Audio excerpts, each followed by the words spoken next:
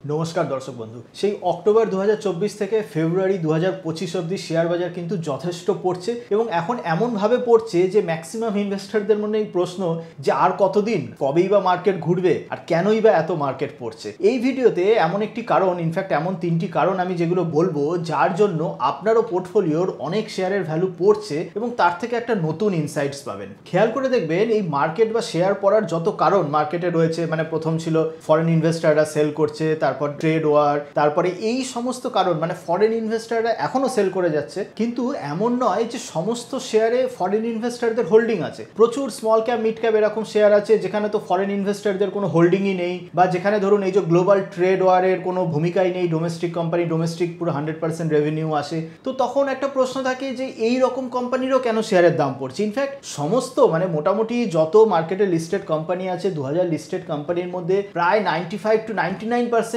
সবাই দাম পড়ছে। যে কেন? এর একটা অনেক বড় কারণ হচ্ছে ফোর্সড সেলিং। ফোর্সড সেলিং জিনিসটা কি এবং কেন সেটা বোঝা দরকার। ফোর্সড সেলিং হলো প্রচুর ইনভেস্টর, ছোট বড়, তারা এই মার্কেট যখন কারেকশন হয় এমন অনেক শেয়ার বিক্রি করতে বাধ্য হয় যেই শেয়ারগুলো নর্মাল টাইমে তারা বিক্রি করতো না। আবার একবার বলছি, মন দিয়ে শুনবেন, যে যখনই কোনো শার্প মার্কেট কারেকশন হয়, যে এখন হচ্ছে সেটা আমি বলছি না, যে কোনো টাইমে ছোট বড় সমস্ত ধরনের ইনভেস্টররা অনেক শেয়ার বিক্রি করতে বাধ্য হয় যেটা তারা বিক্রি করতে নিজেরাও চায় না। শুনতে একটু কেমন লাগছে তো? চলুন আমি তিনখানা এক্সাম্পল আমি ডেসক্রাইব করব যে কখন এই সিচুয়েশনগুলো আসে যে যখন ইনভেস্টররা শেয়ার বিক্রি করতে বাধ্য হয়। আর আপনারা জানেন শেয়ার যদি বিক্রি করে বা বিক্রি করতে বাধ্য হওয়া মানেই সেই শেয়ারের দাম তো আরো পড়ে যাওয়া। তো কি হলে এই ফোর্সড সেলিং বা এই বাধ্য হওয়া হয়? নাম্বার 1 হচ্ছে ফিউচার অ্যান্ড অপশন ট্রেডে। কি ফিউচার অ্যান্ড অপশন ট্রেডে আপনারা জানেন যখন ফিউচার পজিশন কন্টিনিউ করেন বা অপশন, তখন কি হয়, ফিউচার পজিশনের সঙ্গে সঙ্গে আপনাকে একটা মার্জিন মানি কন্টিনিউ করতে হয়। মানে ধরুন যে 1 লাখ টাকা ট্রেডিং অ্যাকাউন্টে মার্জিন মানি রাখতে হলো। এবার যদি আপনার সেই পজিশন যেদিকে আপনি ধরুন কিনেছিলেন বা সেটা উল্টো দিকে চলছে, তখন আপনাকে মার্জিন মানি ইনক্রিজ করতে হয়। তো এই মার্জিন মানি যদি আপনি ইনক্রিজ না করেন তখন পজিশনটা অটো স্কোয়ার অফ হয়ে যায়। তো এই অটো স্কোয়ার অফ বাঁচাতে গেলে কি করতে হবে, আপনাকে আরো ক্যাশ ইনফিউজ করতে হবে। এবং তখন ছোট বড় অনেক ইনভেস্টররাই কি করে, ওই আরো ক্যাশ অ্যাকাউন্টে ইনফিউজ করতে গিয়ে অন্যান্য যে শেয়ার আছে সেগুলোকে বিক্রি করে। তো তার মানে যে সে হয়তো নর্মাল সিচুয়েশনে সেইগুলো বিক্রি করতে চাইনি, বাট সিচুয়েশন এমন হচ্ছে যে তাকে বিক্রি করতে বাধ্য হচ্ছে। তো এবার আপনি বলবেন যে ফিউচার অ্যান্ড অপশন দিয়ে তো সমস্ত শেয়ার নেই, মানে কতগুলো আর শেয়ার আছে ফিউচার অ্যান্ড অপশন, বা এমন নয় যে ফিউচার অ্যান্ড অপশন সবাই করে যাচ্ছে। তো সেকেন্ড রিজন, এটা শুনলেও আরো অবাক হবেন, সেটা হচ্ছে যে যারা ডেলিভারিতে শেয়ার কেনে, মানে ধরুন আজকে কিনেছে 6 মাস 7 মাসের জন্য বা আপ টু 1 বছরের জন্য, ওই ডেলিভারি পারচেসও অনেক সময় হয় যে ইচ্ছা না চাইলেও ফোর্সড সেলিং হয়ে যায়। কিভাবে? সেটা হলো আজকালকার দিনে এমটিএফ, মার্জিন ট্রেডিং ফ্যাসিলিটি, খুব চলছে এবং রিপোর্ট বলছে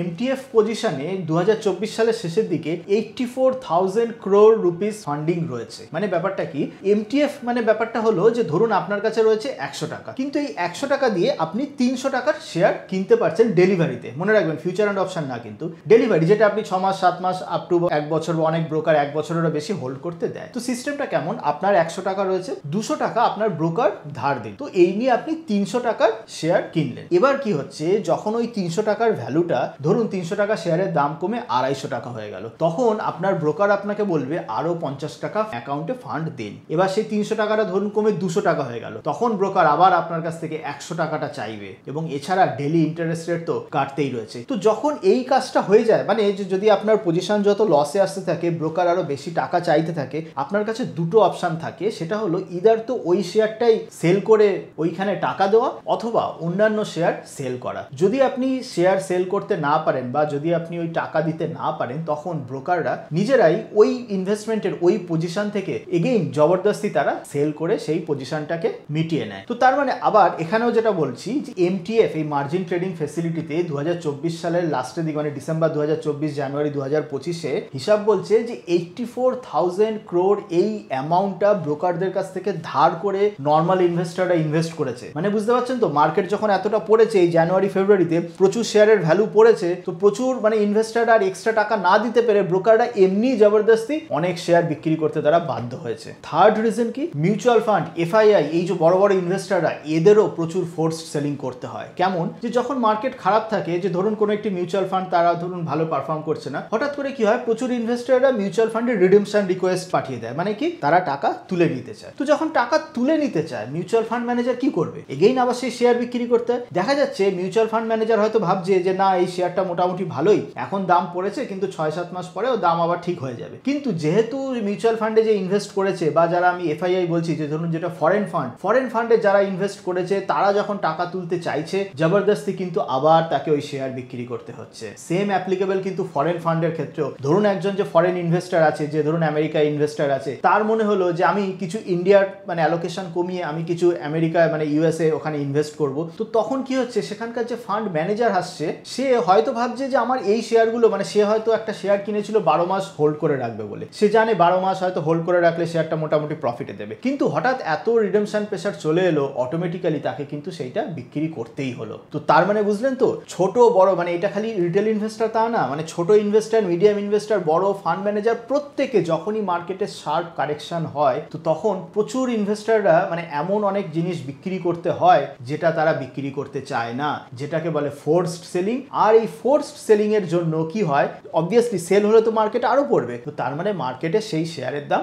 আরো অনেক পড়তে থাকে। মনে রাখবেন, যে কোনো শার্প মার্কেট কারেকশনে হঠাৎ করে যদি দেখেন যে শেয়ারের দাম 2 মাস 3 মাসে মানে মোটামুটি সব ঠিক থাকা সত্ত্বেও 20% 30% পড়ছে, তার মধ্যে কি হয়, হয়তো দেখা যাচ্ছে 15% যে শেয়ারটা পড়েছে সেটা তার বিজনেস আন্ডারলাইন ফান্ডামেন্টাল বা ভ্যালুয়েশন বেশি, এই সমস্ত কারণগুলোর জন্য পড়ে। আর বাকি 10-15% দেখা যাচ্ছে এই ফোর্সড সেলিং, মানে ইনভেস্টর বিক্রি করতে চায় না তবুও বাধ্য হচ্ছে বিক্রি করতে এই জন্য। তো তার মানে এমনটা বুঝতে পারছেন যে যদি এমন কোনো শেয়ার থাকে যে যার খালি এই ফোর্সড সেলিং এর জন্যই দাম পড়েছে, মানে প্রচুর শেয়ার এমনও থাকে যে যার ধরুন আন্ডারলাইন বিজনেস খুব ভালো, খুব সুন্দর রেজাল্ট দিয়ে যাচ্ছে, ভ্যালুয়েশনও খুব একটা বেশি না, আগামী কোয়ার্টারও ম্যানেজমেন্ট অপটিমিস্টিক বেশ গাইডেন্স দিচ্ছে, তাদেরও দেখবেন দাম হয়তো অনেকটা পড়ছে, এই কারণ হলো ফোর্স সেলিং। তো তার মানে একটা শেয়ার থেকে আপনি যদি মানে আইডেন্টিফাই করতে পারেন যে ওই শেয়ারটার দাম ইদার এই ফোর্স সেলিং এর জন্য পড়ছে নাকি আন্ডারলাইন বিজনেস খারাপ হচ্ছে তার জন্য পড়ছে, বা আপনি যদি ভাগ করতে পারেন যে আচ্ছা এতটা পড়ে গেছে এটা বিজনেস খারাপ, বা এতটা পড়ছে সেটা হচ্ছে ফোর্স সেলিং, সেইটা যদি আপনি করতে পারেন তো তাহলে কিন্তু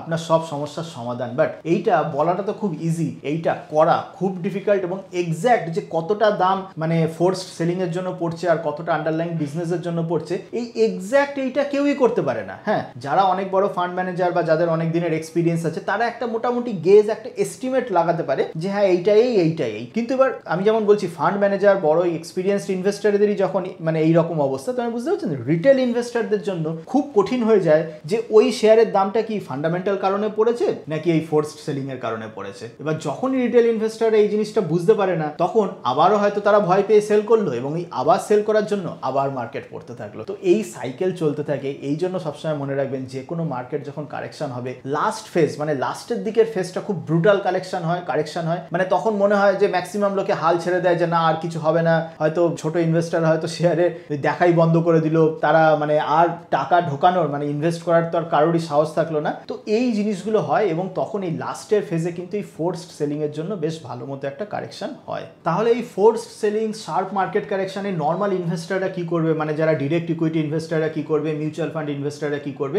এইটাই বলবে এবার। তার আগে বলে নেবো আমরা যে জিরো ব্রোকারেজ প্ল্যাটফর্ম ব্লিঙ্কএক্স এর কথা, যারা zero brokerage unlimited trade plan দিয়ে থাকে, তার সঙ্গে আরো এক্সট্রা বেনিফিট দিয়ে থাকে উইথ সাম পেড প্ল্যানস। কি প্ল্যান? 249 টাকায় 2 মাসের জন্য, 599 টাকায় 6 মাসের জন্য, এবং 899 টাকায় 1 বছরের জন্য। এছাড়াও আপনি পাচ্ছেন রিসার্চ কল, যেই রিসার্চ কলগুলো আপনাকে মানে অ্যাজ এ সেকেন্ড ওপিনিয়ন হিসেবে আপনি ইউজ করতে পারবেন। এক্সপার্ট কল আপনাকে অবশ্যই এরকমই দেওয়া হবে যে কখন এন্ট্রি করতে হবে, কি স্টপ লস, এবং কখন এক্সিট করতে হবে। এই সমস্ত কল আপনাকে হয়তো ইনফর্ম ডিসিশন নিতে অনেকটাই হেল্প করবে। এছাড়াও ব্লিঙ্কএক্স অফার করে থাকে স্ট্র্যাটেজি বিল্ডার, এবং ব্লিঙ্কএক্স অফার করে থাকে অ্যাডভান্স ওয়াচ লিস্ট। শুধু এইটাই নয় যে ট্রেডিং অনেক সময় অনেক কমপ্লেক্স হয়, তো তার জন্য ব্লিঙ্কএক্স একটা ডেডিকেটেড রিলেশনশিপ ম্যানেজারও প্রোভাইড করে থাকে, যে আপনাকে এই সমস্ত অ্যাডভান্স টুল বা আরো সমস্ত কিছু ব্যাপারে জানার জন্য কিন্তু সাহায্য করবে। তো আপনি যদি এই ট্রেডিং কস্ট কমাতে চান বা এই সমস্ত অ্যাডভান্সড ফিচার যদি ইউজ করতে চান, তো তাহলে আপনি ব্লিঙ্কএক্স প্ল্যাটফর্ম ট্রাই করে দেখতেই পারেন। লিংক এই ডেসক্রিপশন বক্সে দেওয়া থাকলো। এবার চলুন আমরা জেনে নেবো যে ইনভেস্টাররা কি করবে। এই যে সমস্ত মার্কেট ফল বা ফোর্সড সেলিং,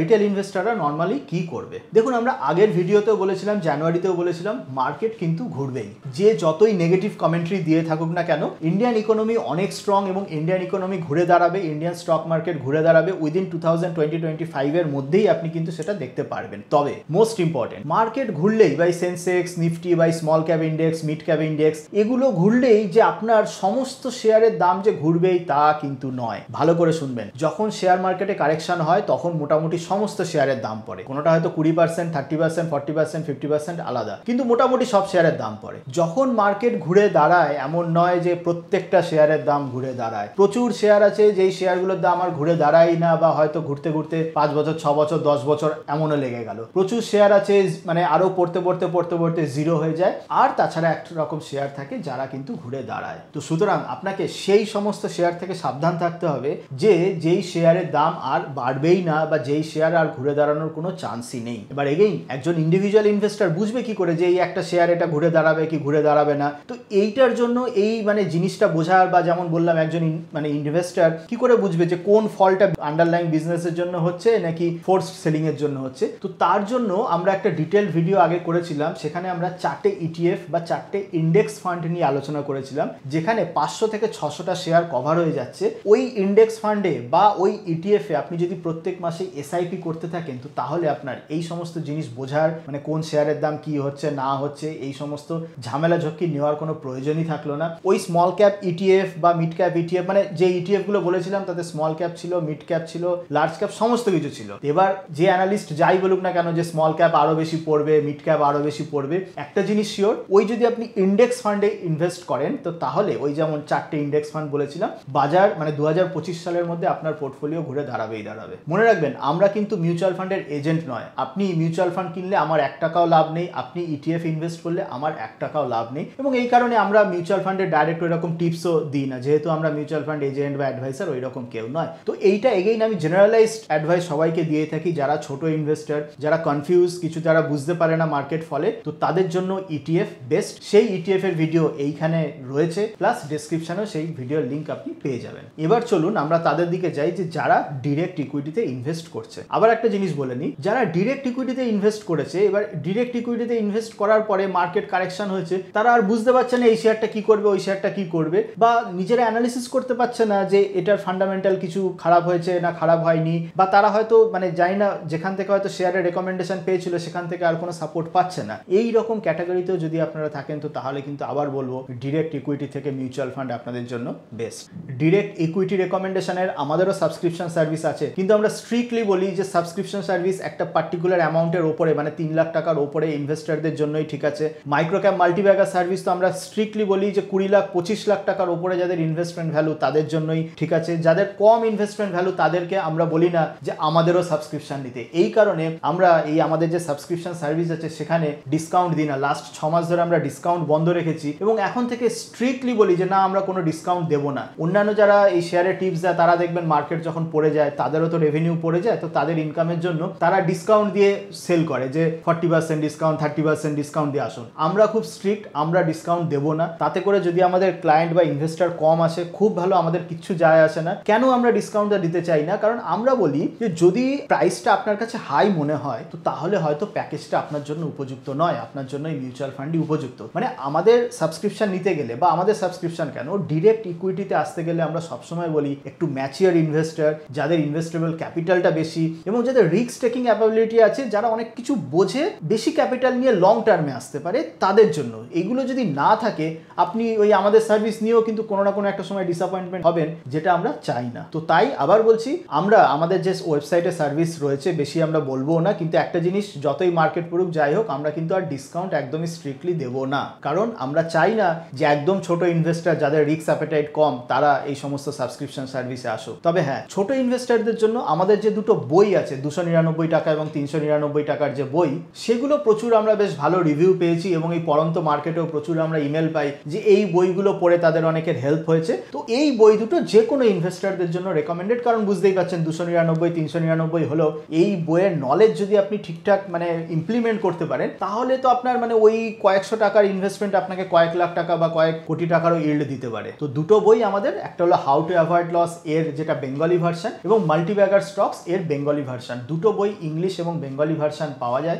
আপনারা সিম্পলি অ্যামাজন বা ফ্লিপকার্টে গিয়ে প্রসেনজিৎ পল বেঙ্গলি বুকস এইটা দিয়ে সার্চ করলে বইগুলোর ডিটেলস এবং তার রিভিউ, বইতে কি কন্টেন্ট আছে, সেগুলো সমস্ত কিছু দেখে আপনারা ডিসিশন নিতে পারেন। এবং ফাইনালি ইন্ডিভিজুয়াল শেয়ারের কথা যদি আমরা বলি, মনে রাখবেন আগের মানে 2023-24 যে সমস্ত সেগমেন্ট বা যে সমস্ত সেক্টর খুব ডার্লিং ছিল, মানে ধরুন অনেক রেলওয়েজের শেয়ার, অনেক ডিফেন্স, অনেক পিএসইউ ব্যাংক, অনেকটা হিউজ বেড়ে গেছিল, তো সেই সমস্ত শেয়ার কিন্তু আগামী দিনে হয়তো আন্ডার পারফর্ম করবে। মানে যদি এইরকম আপনি দেখেন যে 2023-24 কোনো একটা শেয়ার 4 গুণ 5 গুণ বেড়ে গেছে, তারপর আজকের দিনে দাঁড়িয়ে হঠাৎ করে সেই শেয়ারটা 40-50% পড়ে গেছে, তো তাহলে কিন্তু সেই সমস্ত শেয়ার থেকে সাবধান। ভালো করে অ্যানালিসিস করে যদি তার আর্নিং গ্রোথ আপনি না খুঁজে পান, তো তাহলে সেই সমস্ত শেয়ার থেকে বেরিয়ে আসাই ভালো। উল্টে এমন অনেক সেক্টর আছে, মেনলি আমি বলবো, আগেও আমরা বলেছিলাম যে ফার্মা এমন একটা সেগমেন্ট যেখানে এখনো বেশ ভ্যালু আছে। মানে এই ফার্মা সেগমেন্ট 2023 সালে অতটা ভালো পারফর্ম করেনি, 2024-এ অতটা ভালো পারফর্ম করেনি। এই 2025-এ মার্কেট যদি উইক থাকে তখন কিন্তু ফার্মা সেগমেন্টের ওপর বিশেষ নজর দেওয়া প্রয়োজন। একটা শেয়ার আমরা আগেও বলেছিলাম, সেটা হলো অ্যাবট ইন্ডিয়া। এমন একটা শেয়ার অ্যাবট ইন্ডিয়া যেটার যে কোনো ডিফেন্সিভ পোর্টফোলিওর জন্য বেস্ট। মানে অ্যাবট ইন্ডিয়া যদি আপনারা খেয়াল করে দেখেন, এমন নয় যে যখন মার্কেট বাড়ে তার শেয়ারের দাম হিউজ বেড়ে যায়, কিন্তু তার যদি আন্ডারলাইন বিজনেস দেখেন, ফান্ডামেন্টালস যদি দেখেন, একদম সুপার পিকচার পারফেক্ট ফান্ডামেন্টাল। এবং অ্যাবট যারা একটু ওষুধের লাইনে আছে জানেন যে অ্যাবট যে সেগমেন্টে রয়েছে প্রত্যেকটা সেগমেন্টেই তারা হয়তো টপ 3 প্লেয়ারদের মধ্যে একজন। তো এই কারণে ডিফেন্সিভ পোর্টফোলিও, মানে যে কোনো ডিফেন্সিভ পোর্টফোলিওর জন্য অ্যাবট ইন্ডিয়ার মতো শেয়ার কিন্তু খুবই ভালো। এই রকম ফার্মা সেগমেন্টে এখনো আমাদের মনে হয় অপরচুনিটি রয়েছে। আপনারা যদি ভালো আন্ডারলাইন বিজনেস পান এবং যদি ভ্যালুয়েশন রিজনেবল মানে আমরা যেটা সবসময় ফলো করি, যদি দেখি যে কোনো একটা বিজনেস মানে আগামী দিনে 20-25 বা 30% রেটে গ্রো করতে পারছে বা গ্রো করার মানে আউটলুক রয়েছে, আর সেই একই শেয়ার মানে ধরুন 30% রেটে গ্রো করতে পারবে আর তার এখন ধরুন বিলো 30 PE, তো এই রকম কিন্তু কেস আমাদের হলো প্রেফার্ড ইনভেস্টমেন্ট কেস। তো আবার বলবো, ওভারঅল ডিরেক্ট ইকুইটি ইনভেস্টিং কিন্তু যেমন একদিকে হাইলি রিওয়ার্ডিং, তেমনি এই সমস্ত খারাপ সময় কিন্তু আপনার 1 বছর 2 বছরের গেন একেবারে জিরো করে দিয়ে যেতে পারে যদি না আপনার এনাফ এক্সপার্টিস থাকে বা যদি না আপনি এনাফ ঠিকঠাক জায়গা থেকে গাইডেন্স পেয়ে থাকেন। তো এটা আপনাকেই ডিসাইড করতে হবে আপনার ইনভেস্টমেন্ট প্যাটার্ন আর সমস্ত কিছু বুঝে, যে আপনি ডিরেক্ট ইকুইটিতে থাকবেন নাকি ওই মিউচুয়াল ফান্ড রুটে যাবেন, যেখানে আপনার নিজের পরিশ্রম বা আপনার রিসার্চ হেডেক অনেকটা কম থাকে। তবে এটা বলেই ভিডিওটা শেষ করব যে মার্কেট ঘুরবেই ঘুরবে। মানে ইন্ডিয়ান ইকোনমি যথেষ্ট স্ট্রং, এমন কোনো আর আজ অব্দি হয়নি যে বিগত 10-15 বা 20 বছরের ইতিহাসে যে টানা 4-5 বছর ধরে মার্কেট পড়তে থাকছে, সেটা কোনোদিন হয়নি। এবং আমরাও জানি মার্কেট ঘুরবেই। হ্যাঁ, যতদিন টাইম লাগছে ঘুরতে ঘুরতে, ততদিন আপনি মার্কেটে টিকে থাকতে পারবেন কি পারবেন না, বা ততদিন আপনি ঠিকঠাক জায়গায় ইনভেস্টমেন্ট ইনক্রিজ করতে পারবেন কি পারবেন না, সেইটাই হলো আপনাকে ডিসাইড করবে নেক্সট বুল রানে আপনি কতটা ওয়েলথ ক্রিয়েশন করতে পারবেন। জাস্ট যেই শেয়ারগুলো ছিল সেই শেয়ারই আমি যদি ধরে রেখে দিলাম তাতেও যেমন হবে না। মানে যেরকম ভাবে অ্যাক্টিভ পোর্টফোলিও চার্নিং এর দরকার, তেমনি পুরনো অপরচুনিটি থেকে বেরিয়ে নতুন অপরচুনিটিতে এমন ভাবে শিফটের দরকার, যেটাই আপনাকে ডিসাইড করবে যে নেক্সট বুল সাইকেলে নেক্সট বুল রানে আপনি কতটা ওয়েলথ ক্রিয়েশন করতে পারবেন। কমেন্ট সেকশনে জানাতে পারেন আপনার কি স্ট্র্যাটেজি, এই যে মার্কেট খারাপ মার্কেটে আপনি টিকে থাকার জন্য আপনি কি করছেন, যে একই শেয়ার ধরে আছেন নাকি শেয়ার সুইচ করছেন নাকি একদম ইকুইটি ছেড়ে ডিরেক্ট মিউচুয়াল ফান্ডে চলে গেছেন, কি করছেন আপনি কমেন্ট সেকশনে জানান। আর ভিডিওটা ভালো লেগে থাকলে ভিডিওটা লাইক করে বন্ধুদের মধ্যে শেয়ার করুন। আর ডেসক্রিপশনে দেওয়া যে লিঙ্কে, সেখানে ব্লিঙ্কএক্স এর প্ল্যাটফর্মটা আপনারা চেক করে দেখতেই পারেন, কারণ এদের অনেক বেশ অ্যাডভান্স ফিচার রয়েছে। তো চলুন আজকের মতো এই পর্যন্তই, দেখা হবে অন্য কোনো দিন অন্য কোনো টপিক নিয়ে। ততদিন ভালো থাকবেন, হ্যাপি ইনভেস্টিং।